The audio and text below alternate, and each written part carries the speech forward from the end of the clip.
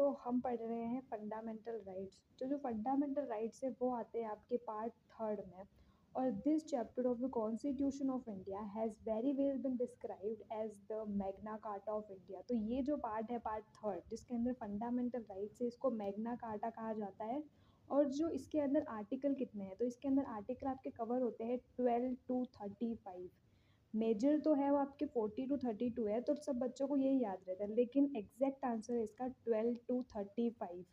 तो अब हमारे पास कितने फंडामेंटल राइट्स है, तो हमारे पास है 6 फंडामेंटल राइट। फर्स्ट जो है हमारा राइट टू इक्वालिटी, जो है आपका 14 से 18 तक। फिर राइट टू फ्रीडम में जो 19 से 22 है। देन राइट अगेंस्ट एक्सप्लॉइटेशन जो कि 23 to 24 है। और नेक्स्ट है right to freedom of religion जो 25 to 28 है। नेक्स्ट है कल्चरल एंड एजुकेशनल राइट जो कि है 29 to 30। और फिर जो है आपके राइट टू कॉन्स्टिट्यूशनल रेमेडी जो है आपका 32 to 35। तो ओवरऑल आपके 6 फंडामेंटल राइट्स है, लेकिन इनके कुछ सब पार्ट्स भी है, तो जिससे ये बहुत बड़ा पार्ट बन जाता है। और अगर आप कॉन्स्टिट्यूशन पढ़ रहे हो, अगर आप फंडामेंटल राइट को बहुत अच्छे से पढ़ रहे हो, तो आप किसी भी एग्जाम को क्रैक कर सकते हो। तो सबसे पहला जो हमारा आर्टिकल है वो है आर्टिकल 12, जिसमें बताया गया है कि स्टेट क्या होगा।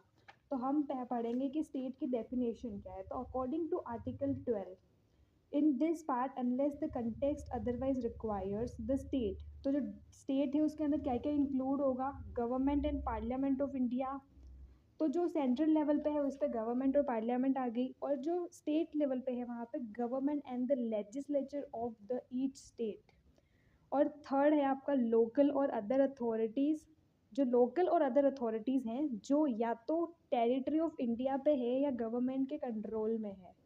तो मेजरली सेंट्रल लेवल पे याद रख लो, स्टेट लेवल पे, और लोकल और अदर अथॉरिटीज़।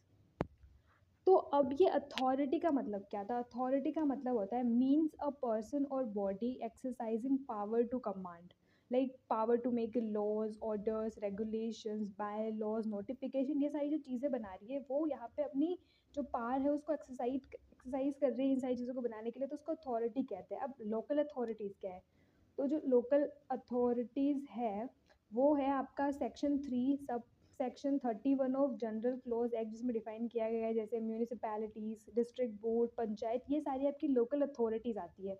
तो यहाँ तक तो बहुत ईजी है, लेकिन अब जो अदर अथॉरिटीज़ हैं वहाँ पे बहुत ज़्यादा कन्फ्यूज़न आती है। तो इसका इंटरप्रिटेशन पहली बार हुआ था university of Madras versus Shantabai. तो यहाँ पे जो है पहली बार जो अदर अथॉरिटीज़ है उसको इंटरप्रेट करा था।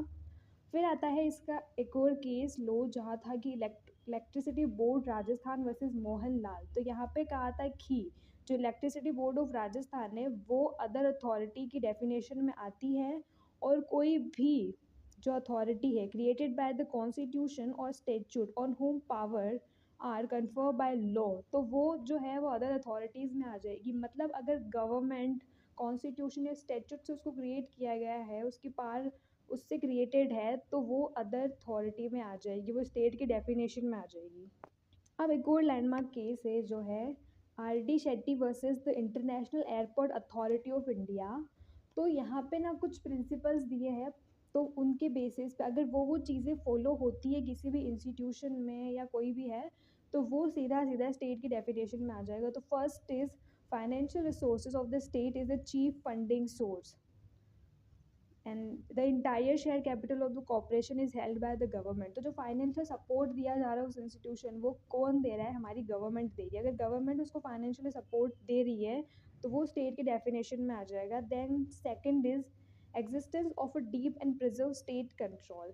तो वहाँ पे स्टेट का पूरा कंट्रोल है उस इंस्टीट्यूशन के ऊपर, तो वो आ जाएगा। Then third is functional character being government in essential, the function of the corporation are of public importance and closely related to government function। तो जो भी उस इंस्टीट्यूशन के जो भी फंक्शंस वगैरह हैं वो पब्लिक के लिए इंपॉर्टेंट हो या फिर जो गवर्नमेंट है उसके फंक्शन से रिलेटेड हो, तो भी वो स्टेट की डेफिनेशन में आ जाएगा। और फोर्थ है a department of a government is transferred to a corporation, कि उसका कोई भी डिपार्टमेंट उसको ट्रांसफ़र किया गया हो। And fifth is whether the corporation enjoy monopoly status which is state conferred और द स्टेट प्रोटेक्टेड। उसके बाद जो भी मोनोपोली जो राइट्स है वो इन्जॉय कर रहा है कॉर्पोरेशन, तो वो किसने दिए हो, स्टेट ने दिए हो, और स्टेट उस चीज़ को प्रोटेक्ट कर रहा हो। सो ये है, अगर कोई भी मतलब किसी भी इंस्टीट्यूशन अगर इन पांचों चीज़ों में से कोई एक भी है, लाइक फाइनेंशियल सपोर्ट मिल रहा है स्टेट से, स्टेट का कंट्रोल है, तो ये सारी अगर चीज़ें हैं तो वो स्टेट की डेफिनेशन में आ जाएगा। तो क्या एनसीईआरटी स्टेट की डेफिनेशन में आती है? In case of Chandra Mohan Khanna versus NCERT, the supreme court held that की जो एनसीईआरटी है वो स्टेट की डेफिनेशन में नहीं आती, because the object of the NCERT is to assist and advise the ministry of education and social welfare in the implementation of government policies and major programs in the field of educational, particularly school education. These activities are not truly related to government function. तो इसीलिए जो NCERT है वो हमारी state की definition में नहीं आती है। तो यहाँ पे आपका आर्टिकल 12 खत्म हो जाता है। तो हमने पढ़ लिया कि स्टेट्स क्या होता है, क्या क्या आती है, और अदर अथॉरिटीज, उसको आपको बहुत अच्छे से पढ़ना है। तो ये केस लॉ से ही आप समझ सकते हो। बाकी आप इसके जितने ज़्यादा केस लॉ समझोगे आपका जो कंसेप्ट है वो बहुत ही ज़्यादा क्लियर होता जाएगा। तो नेक्स्ट है article 13, law inconsistent with fundamental rights.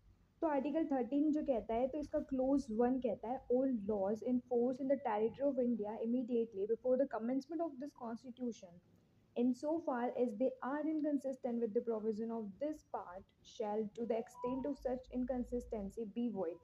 मतलब क्या है इसका?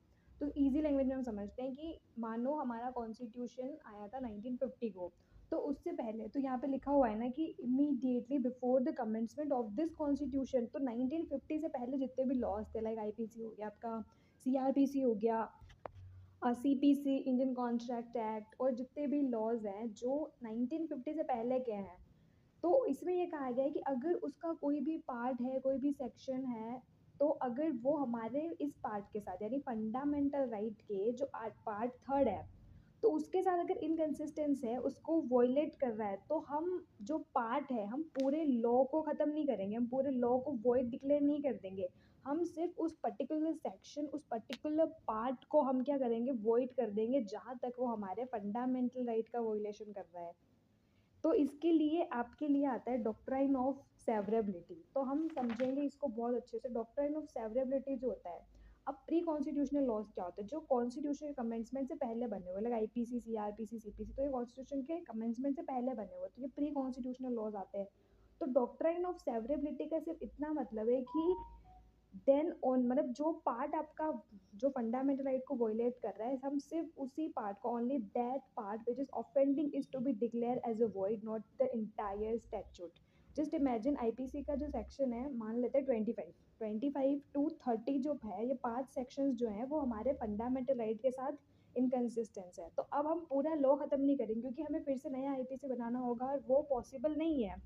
तो ईजी ये है कि हम उस पर्टिकुलर अगर सेपरेट हम कर सकते हैं तो हम कर देंगे। तो हम 25 से लेकर 30 तक जो है ना उसको सेपरेट कर देंगे। हम इंटायर जो आईपीसी है उसको खत्म नहीं करेंगे, हम पर्टिकुलर सेक्शन को जो हमारे फंडामेंटल राइट के साथ इनकन्सिस्टेंस है हम उसको खत्म करेंगे। तो इसके लिए केस है AK गोपालन वर्सेस स्टेट ऑफ मद्रास, तो जहाँ पे section 14 of the preventive detention act जो था उसको खत्म, मतलब उसको हटाया था। एंड अब मान लो जहाँ पे पॉसिबल है कि we guys can separate, but जहाँ पे नहीं हो सकता है, जहाँ पे सेपरेट ही नहीं कर सकते हो, मतलब वो जो पार्ट है वो पूरे इंटायर लॉ से इतना कनेक्टेड है कि हम उसको सेपरेट नहीं कर सकते, या तो पूरा लॉ खत्म करना पड़ेगा या फिर जो चल रहा है चलने दो। तो ऐसी कंडीशन में क्या होगा, तो इसके लिए केस है Ramesh Thapa versus state of Madras. तो जहाँ पे ऐसी कंडीशन आ रही हो ना, तो हमें पूरे जो लॉ है उसको खत्म करना होगा। ठीक है। And another is doctrine of eclipse. तो ये भी प्री कॉन्स्टिट्यूशनल लॉज पे लगता है। एक्लिप्स का मतलब होता है the doctrine of eclipse is based on the principle that a law which violate fundamental right is not nullity or void ab initio but become only unenforceable. मतलब कि जो लॉ है उस पर एक तरह से ग्रहण लग जाता है, उस पर शेडो ओवर शेडो हो जाता है, और वो जो लॉ होता है ना तो वो पूरी तरह से वॉइड अब इनिशियो है, ना ही वो खत्म हुआ है, वो बस एक पर्टिकुलर टाइम के लिए वो इन्फोर्स में नहीं आ रहा है। It is overshadowed by the fundamental right and remain dormant, but it is not a dead। Like कि जैसे ही in the Bikaji versus state of MP के केस में ये कहा था कि जैसे ही as soon as the eclipse is removed, the law begin to operate from the date of such a removal। मतलब जैसे ही eclipse remove होगा वो law पहले की तरह ही एक valid law बन जाएगा। अब इसमें क्या होता है कि अगर किसी भी law पे, just imagine कोई भी लॉ है, मान लो रेलवे का कोई लॉ है, मतलब रेलवे के मान लो और भी 2 लॉ है, लेकिन एक जो लॉ है वो हमारे इसके साथ वॉयलेट कर रहा है, तो हमने उस पर एक्लिप्स लगा दिया। लेकिन वो जो रेलवे का जो जो लॉ जिस पे हमने एक्लिप्स लगाया है ना डॉक्ट्राइन ऑफ एक्लिप्स के थ्रू, उसको अनइन्फोर्सिएबल है, तो वो हमारे इंडिया के जो सिटीजन्स हैं उनके लिए है, लेकिन अगर कोई फॉरेनर है तो उस पर अप्लाई हो सकता है, वो इस चीज़ का डिपेंड नहीं ले सकता है कि इस पर डॉक्ट्राइन ऑफ एक्लिप्स लगा रखा है।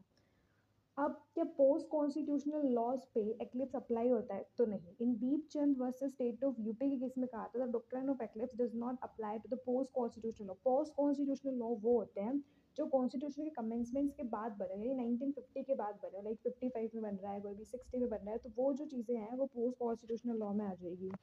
अब जो क्लोज सेकंड है ये कहता है the state shall not make any law which take away or abridge the rights conferred by this part and any law made in contravention of this clause shall to the extent of the contravention be void.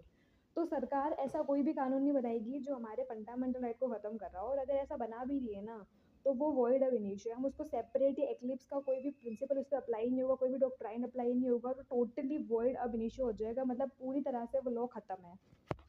Doctrine of waiver, तो क्या India के citizen के पास अपना right है कि वो अपने fundamental right को छोड़ दें? तो नहीं, उनके पास ये राइट नहीं है, right to waive fundamental right नहीं है उनके पास।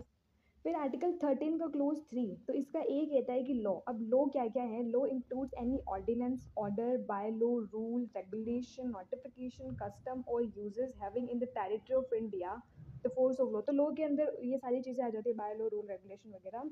फिर बी कहता है कि लॉ इन फोर्स क्या होता है? इंक्लूड लॉ पास्ड और मेड। जो लॉ इन फोर्स है उसका मतलब होता है includes laws passed or made by a legislature or other competent authority in the territory of India before the commencement of this constitution and not previously repealed, notwithstanding that any such a law or any part thereof may not be then in operation either at all or in particular area। तो law in force क्या होता है वो पता चल गया, हमें law क्या होता है वो पता चल गया।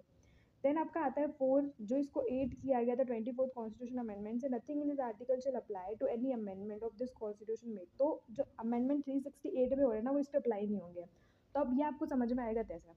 तो क्या जो कॉन्स्टिट्यूशनल अमेंडमेंट है वो लॉ है? बहुत बड़ा कॉन्ट्रोवर्सी चलाता है, इसके लिए 4 लैंडमार्क जजमेंट्स जो आपको याद होनी ही चाहिए कि क्या कॉन्स्टिट्यूशनल अमेंडमेंट लॉ की डेफिनेशन में आता है या नहीं आता है।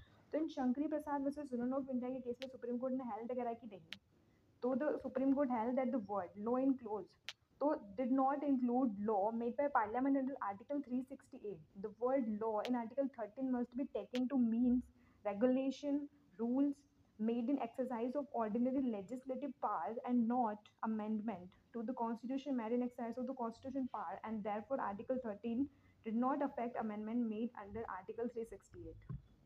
देन सज्जन सिंह का केस आता है, Sajjan Singh versus state of Rajasthan. Supreme court same cheese held करती है कि लॉ जो अमेंडमेंट है वो लॉ की डेफिनेशन में नहीं आता है। बट अब ट्विस्ट यहाँ पे आता है, Golaknath versus state of Punjab में supreme court overruled it decision in the aforesaid cases and held that the word law in Article 13 include every branch of law, statutory, constitutional, etc. And hence, if the amendment to the Constitution took away or abridged fundamental right of a citizen, the amendment would be। तो जो सज्जन सिंह और जो शंकरी प्रसाद है इसमें कहा था कि नहीं आता है, लेकिन जो नेक्स्ट केस है हमारा गोलकनाथ, तो इसमें सुप्रीम कोर्ट कह देती है भाई जो अमेंडमेंट है वो लॉ की डेफिनेशन में आता है, और अगर कोई भी अमेंडमेंट दिस पार्ट के साथ जो वॉयलेट करेगा तो हम उसको ख़त्म कर देंगे। तो इसके बाद पार्लियामेंट लेके आती है 24th कॉन्स्टिट्यूशन अमेंडमेंट, जिसमें वो ऐड करती है क्लोज 4 कि जो 368 में अमेंडमेंट्स है वो यहाँ पे नहीं आएंगे। और उसके बाद केशवानंद भारती का जजमेंट आता है और इसमें सुप्रीम कोर्ट गोलकनाथ के जजमेंट को ओवर रूल करती है और कहती है कि जो कॉन्स्टिट्यूशन अमेंडमेंट्स है वो लॉ की डेफिनेशन में नहीं आते हैं। मतलब पहले 2 है उसमें कहा नहीं आते हैं, फिर गोलकनाथ में कहता है आते हैं, और फिर केशवानंद भारती में कहता है नहीं आते। तो एक्जैक्टली अभी केशवानंद को फॉलो करना है कि जो अमेंडमेंट्स है वो लॉ की डेफिनेशन में नहीं आते, लेकिन अगर आप एक्सप्लेन करो तो आपको चारों को लिखना है। तो ये हमारा आर्टिकल 12 और 13 खत्म हो चुका है। अब नेक्स्ट क्लास में मैं आपको आर्टिकल 14 एक्सप्लेन करूँगी। तो अगर आप लोग